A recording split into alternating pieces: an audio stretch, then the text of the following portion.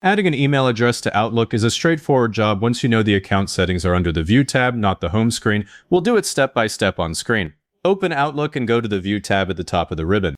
If the ribbon is collapsed and you don't see the button labels, click the ribbon display options icon in the top right and choose Show Tabs and Commands. Now click View Settings on the far right.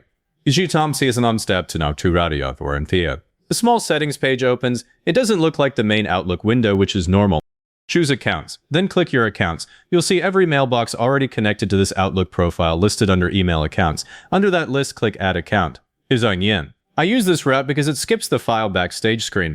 If your Outlook is older, the same page is under File than Account Info, but the View tab gets you here faster and leaves your inbox open behind it. The Add Account dialog is on screen now. It has one field for your email address. Type the full address, including the @ sign and the domain.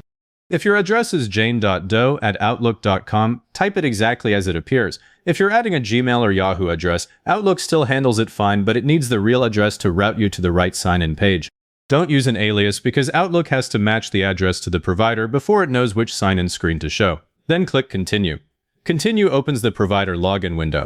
I'm not showing that part for security, but on your end you'll enter your password or complete whatever prompt your provider gives. If you have two-factor authentication turned on, approve it on your phone when the prompt appears.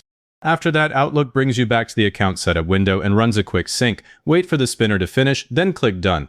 Clicking Done too early stops that sync before the account is fully connected. Once Outlook finishes adding it, the address appears under Email Accounts. If it shows a Needs Attention label instead, click it and go through Sign In again, because that usually means the password didn't stick.